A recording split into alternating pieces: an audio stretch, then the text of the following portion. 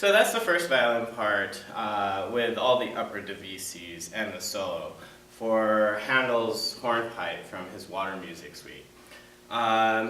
With this particular piece, aside from getting all the right notes, having the right finger patterns, the hardest thing is to play with the right style. So you want to make sure that most everything is going to be played with a good martelet attack. So it should sound like hammers striking. So to get that martelet attack, you really have to be careful about what part of the bow that you're playing. For the upper part of the bow, this is good for a détaché stroke. That détaché stroke is going to be separate bows, but they tend to be very smooth. In this piece, it's a dance, so we want to make sure it's very articulate, and that's going to happen mostly in the lower half of the bow. There will be times where you want to use your full bow so you can utilize your sound, and then also just producing more tone, but for most of it, whenever you have like 8th notes or 16th notes that have to really be clear, you want to try and achieve that good martelet attack. So try and be aware all your 8th notes and your 16th notes really need to fall in the lower half of the bow in that martelet kind of style.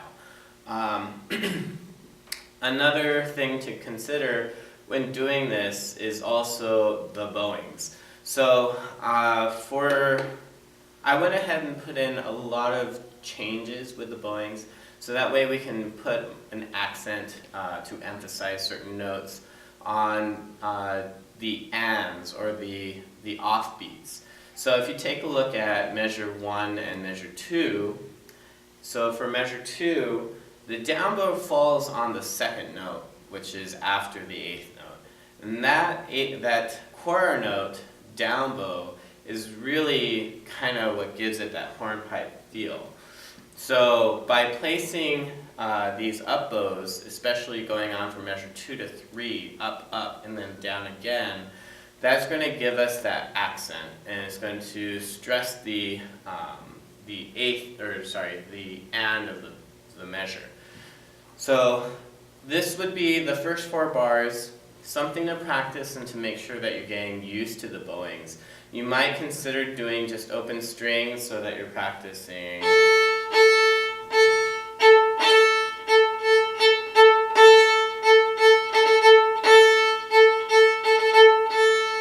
Right? And that way you can really feel that you're tugging on those down bows, especially on measure 2, measure 3, and measure 4. And then once you get the idea of the bowing, then you can start adding in the fingers.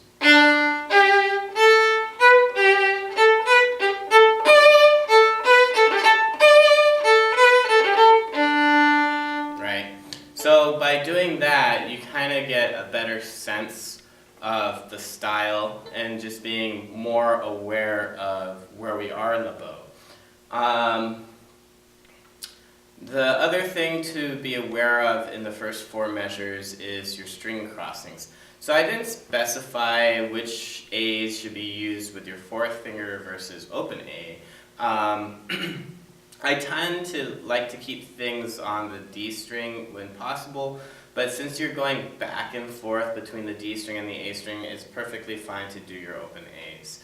Every once in a while, it may be a little bit more convenient to use your 4th finger.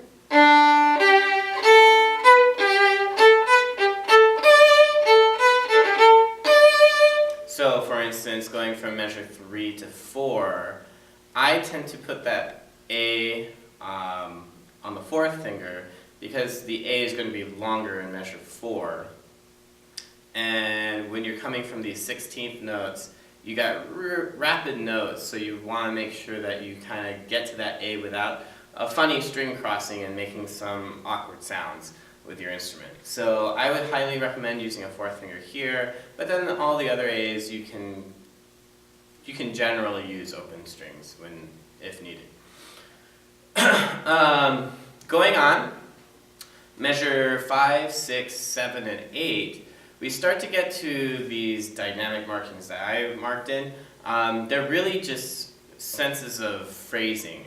So anytime you have repeated eighth notes, for instance, measure 5, you have these D, D, Ds, you kind of want to make any sort of musical idea. So in this case, we're going to lean towards the downbeat of measure 6.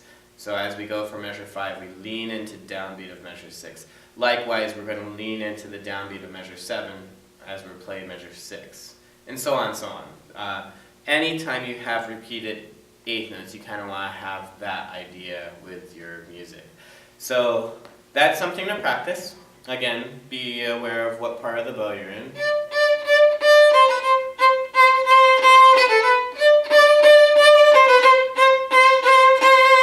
And then the other thing is we have to make the dynamic change. So measure 5 is piano, and then also measure 7 jumps up to a forte.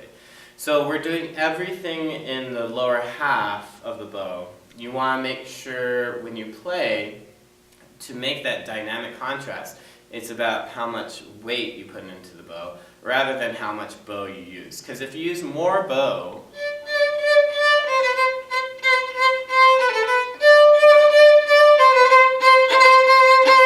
it tends to get sloppy and a little careless. So rather than using more bow to achieve your fortes, we're just going to add more weight with the bow, and that way you'll achieve a dynamic contrast and still keep the same kind of style. Another thing to consider when you're doing measure 5, 6, 7, and 8 is also the bowings. So it's another one of those double ups. This way we land on the down bow on the down beats. So a downbeat being the beginning of each measure. If you do those double ups, it's going to lead you to the down bows, and then kind of also give you a better sense of the shape of the phrase.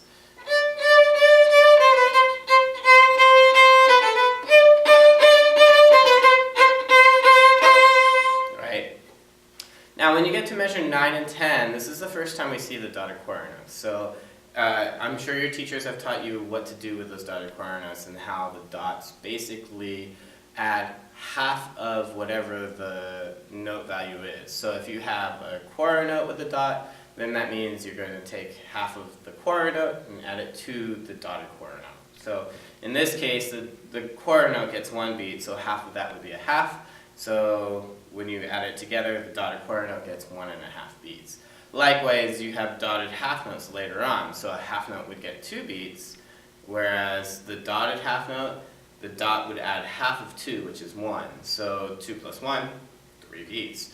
So your dotted half note gets 3 counts, right? So, but I digress. Coming back to measure 9, when you have the dotted quarter note, make sure you feel 1, 2, and then you move on the and of 2 for the D. So 1, 2, and 3, and, right? Make sure that you do that, and then same thing for measure 10. 1 and 2, 3 and, right? Make sure you know how to place those eighth notes following the dotted quarter notes. Also, I changed the bowings on these. Make sure that measure 9 we arrive on a down bow with the new bowings, and that we're going to hook every time we get to these dotted quarter notes, because generally speaking, that's kind of the convention when we do Handel and these hornpipes, is to hook our dotted quarter notes. Otherwise, we get what I call a musical fart, and that's when the eighth note sticks out. It's like you're farting in public. So to avoid that big up bow and that big accent, we're going to just hook it in so it's a little bit more relaxed and true to the phrase. Right. So that's something to work out, is those dotted quarter notes followed by eighth notes and getting the hooks in there. Another thing you might consider doing is practicing the hooks just on a scale.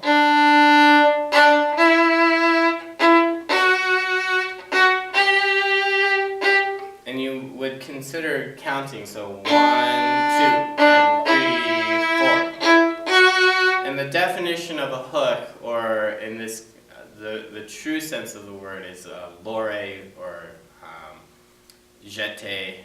No, maybe not jeté. I think that's bounce. A lore type of bow stroke is to stop the bow before you articulate the next note. so that it's really clear that you are hooking rather than slurring. So in measure 9, we want to make sure that we hook those in. Consider doing your scale. Make sure there's a clean, or a clear end to the dotted quarter note, and then the beginning of the 8th note has to be clear too. And practice it with the repeated notes, and then also practice it without repeating the note.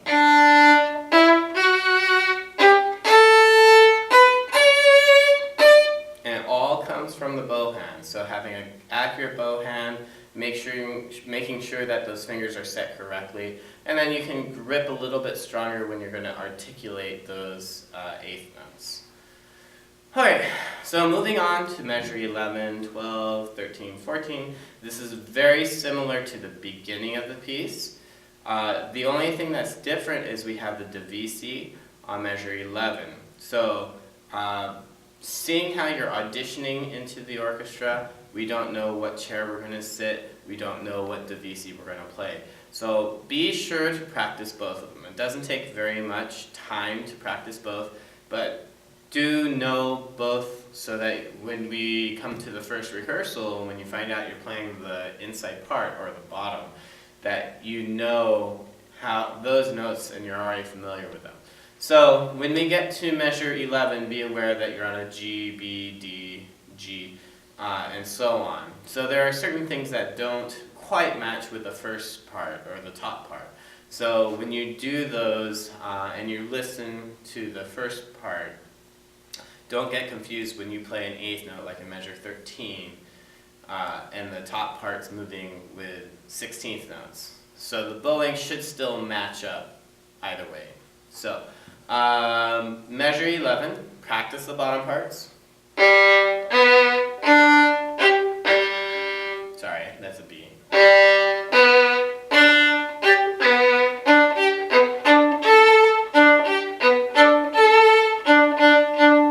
Right, and then be aware of the bowing. So the up bow still applies. So measure 12, how I mark the up bow, and 13, even though it's on the upper part, it still applies for the lower part, right? Same thing with 13 going into 14. So practice those bottom notes as well as the top notes. When we get to measure 15, 16, 17, 18, this again is very much the same as the beginning, so do those swells and move the phrase forward. When you get to measure 20 and 21, we still have that divisi, so be very careful about how you approach your practice so that you practice the top parts as well as the bottom parts. So measure 20.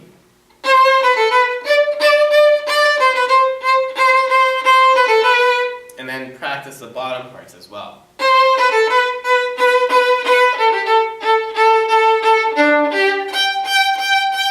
Right? And then make sure that you have good fluency and that you can play straight through on both of those. Do be careful, measure 21 for the bottom part. I did mark a 4th finger down below so that you know you should be using your 4th finger instead of open A's. And the reason being, as you're trying to make this crescendo and move the phrase forward, it's better to vibrate with your 4th finger and then to have your open A and just be too bright. So use your 4th finger and then add some vibrato to it as well. When we get to measure 22, 23, 24, be careful here, especially if you're playing the bottom part, how you have to jump from the D string to the E string. Practice going with good string crossings.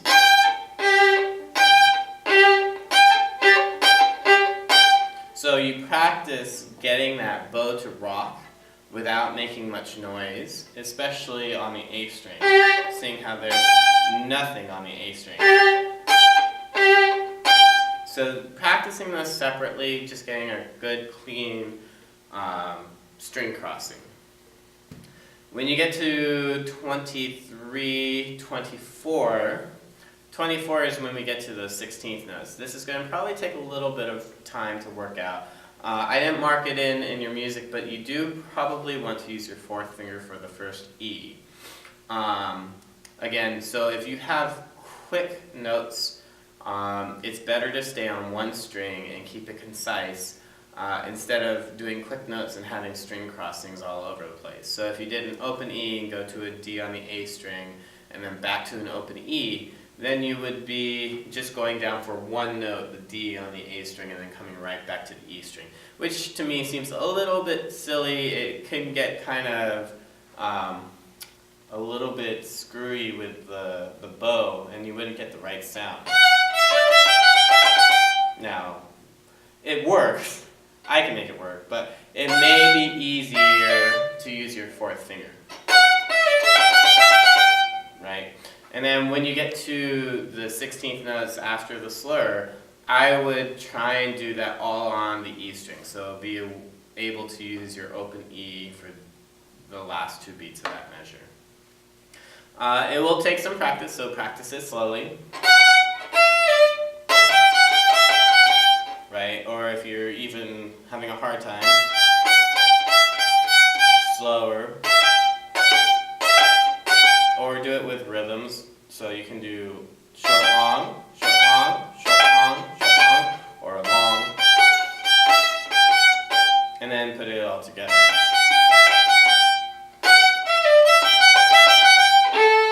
Now, when you get to measure 25, I didn't mark it, but anything that's more than an eighth note, like a quarter note, or a dotted quarter note, or half note, dotted half note, if you get to an A, an E, or generally your open strings, I would highly recommend using your fourth finger. The fourth finger adds so much more color than the open string. The open strings tend to be very bright, whereas if you use your fourth finger, it's going to be consistent with the rest of your fingers, as well as the vibrato factor. So if you can use your fourth finger, you can vibrate, you can warm up the sound, and just make it more interesting, more musical. But to do that in measure 25, again, we have those string crossings, going from the E string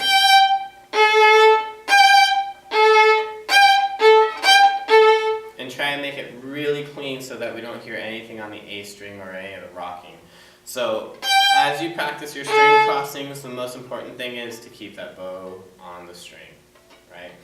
And then we have that same dotted quarter note stuff going on in measure 25, and be aware that when you have a quarter note tied to an eighth note at the end of 25 into 26, that's essentially the same thing as two dotted quarter notes, or as a dotted quarter note, right? So you have two of them back to back, the one on the downbeat of 25 and the one at the end of 25 going into 26, right?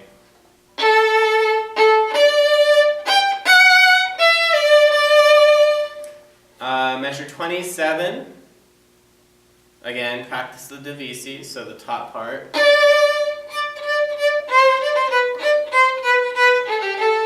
Or the bottom part. Sorry.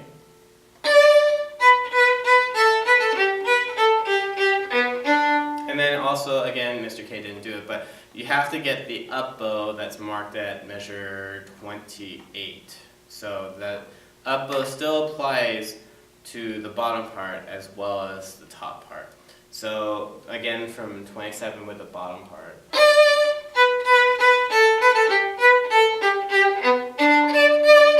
Right? The other thing to consider is when you get to measure 27, you are technically still at a forte from measure 15. We haven't had any dynamic changes. So be aware that when you get to the dotted quarter note at 27, not to spend a lot of bow, because if you overspend your bow, then you're not going to be able to be in the right part for these eighth notes to follow. And you're probably not going to have much time to retake your bow either. So when you get to 27, make sure you save and put plenty of weight into your bow. Right? And then from there, to achieve the piano, it's just going to be a lighter bow. Going on from 29, very similar ideas as the beginning, right? And then 33, be aware of those same dotted quarter note hooks. 35, do retake so that you're in the right part of the bow for the eighth notes moving forward. And then when you get to 37, 38, same idea with those dotted quarter note hooks, right? Now, as you get to measure 40, be aware that we're dropping down to mezzo piano. And then we still live in the bottom half of our bow, and then we can add the phrase markings or the little crescendos that I add in there. Also the bowing, make sure you do those up bows that were marked in there. And then when we get to 44, be aware of the D sharp. So in D sharp, for the D sharp, you can either do a low 1 or you can do a high 4. In this case, I would do the low 1 so that we keep everything on the D string. Right? So 40.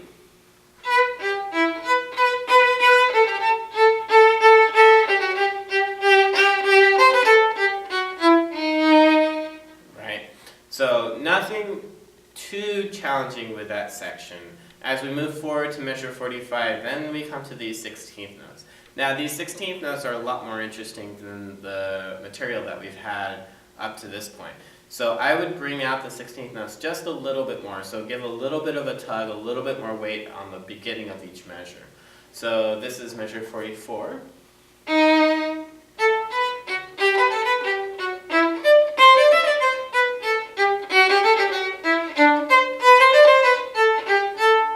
Right? So just practice those 16th notes and be very comfortable with that first string crossing. For me, what I like to do is I like to keep that third finger down and just take the first finger across on the A string. So I'm setting up that first string crossing well ahead of the notes. So when I set my fingers for G, I already have the B down on the A string.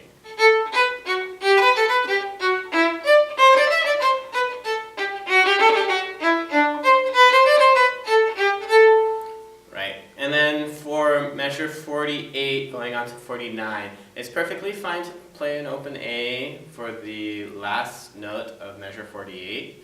That way you can get set up for the D sharp. And then open E's are fine. Even the open A could be fine for, I would allow it for my kids, although I would highly encourage you to drop down to the D string and use your fourth finger, especially on these repeated notes. But you have 48.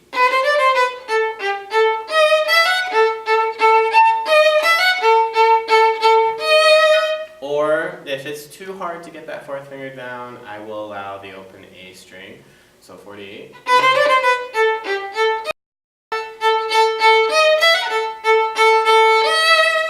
Right? And just be aware, it sounds better with the fourth finger. You can add the vibrato. For me, like if I saw that kind of writing, I actually would do something completely different. So at the end of measure 48, before I get to that A, I would jump to third position. And I would put a 1 on that G. And then I would do everything else in third position until I get to the C sharp, and then I would come back to first position. I didn't mark it in your music because I didn't know how familiar you guys were with your positions. But just make sure, if you're going to try and do that third position, I would record it, submit it on Google Classroom so I can check it out and I can give you some feedback. It will actually give you a little bit more of an advantage. It would sound better. You can definitely vibrate a lot better if you did go to the third position, plus you're not doing a string crossing from the E string to the D string, which can get a little bit cumbersome. So again, so 48, what you would do is you shift on the G.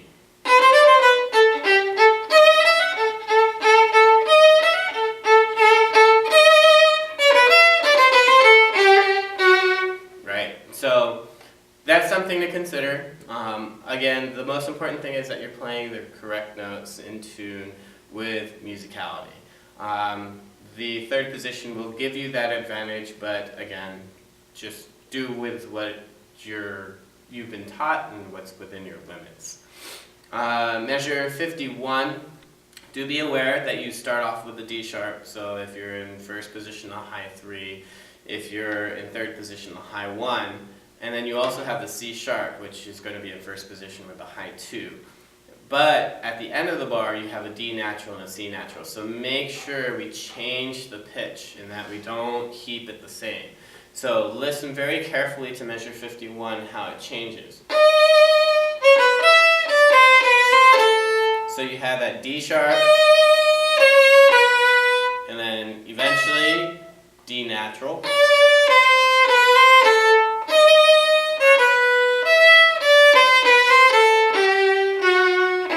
So just be aware that it does change on you, whether you're doing it in first position or third position.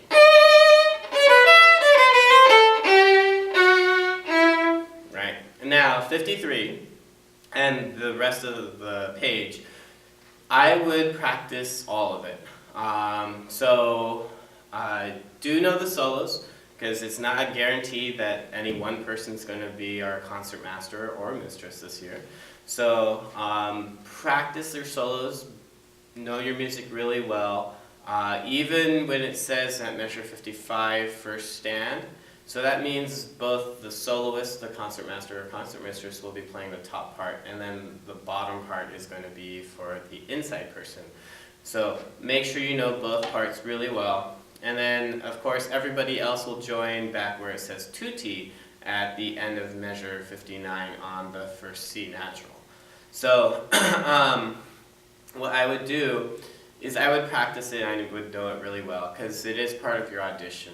Play the solos, play the top parts, but also know the bottom parts really well, as you never know which part you may be assigned. So the important thing with the solo part is these written in accents, so that we add that same sort of inflection moving forward and we know where it's going to. So in this case, it's going to the third beat each time, right? So measure 53, we start with these E octaves. Now octaves are important too. It's a good thing to practice. So you keep your first finger down on the D string and you have your fourth finger on the A string. And then you don't move the fingers, right? And then again, so as you go to measure 54, that octave is no longer an octave. The difference is actually a seventh. So you're going to have a D with the E on the bottom still. So the E pretty much stays consistent all the way through, which is what we call a pedal. So it's always there at the bottom. And then you're going to just keep your fourth finger down or your third finger down on the A string, and you move back and forth between those notes. So.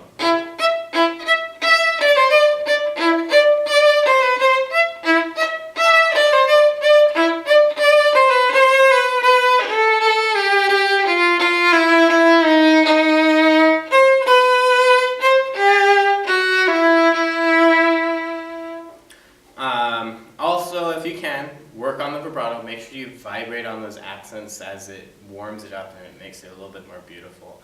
If I would also know those bottom notes really well. So if you're playing the tutti as well as the bottom part or the second chair, notice at measure 53 we have just a single eighth note for the bottom part. It has a stem going up as well as a stem going down. That indicates that we will be playing just the bottom note, and see how it has these rests to follow. So that means you don't play anything for the rest of that measure, nor do you play the solo part for measure 54. Until it says first stand, that's when the second chair person comes in. And then, again, tutti will come in later on at measure 59. So know those bottom notes really well.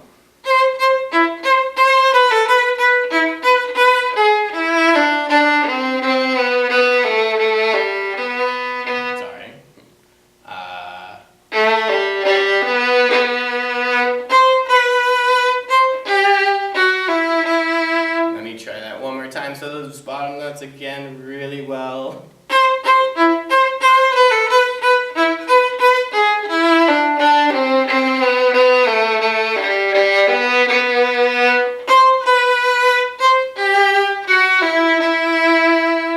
So if you are playing those bottom notes, if you are the second chair person, again, be very aware that you're going to have to play those notes, especially at measure 58 when you get to the B, 59. You're going to have to hook from the G string B to the A string C. But the nice thing about hooks is you actually stop before you get to the C.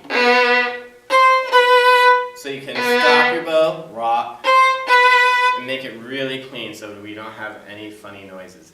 And the tough thing is, it's a solo, so you're all by yourself there.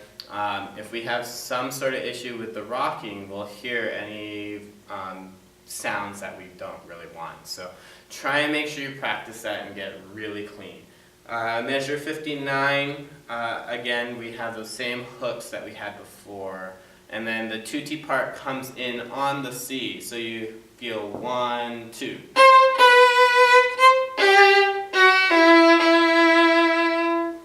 And then from there, we have the DC all fine. And if you don't know what DC all fine means, DC, da capo. So we go back to the head of the piece. And then fine, all fine, means stop at the fine marking, which is measure 39. Fine meaning end, right?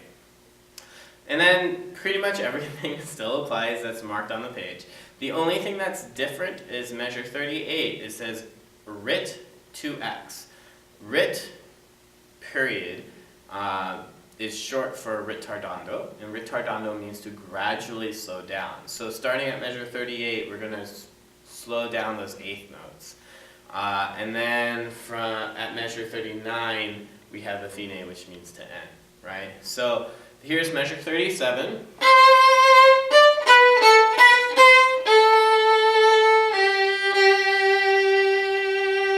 And you can hear how you kind of broaden out those eighth notes, but still have a good articulation to it.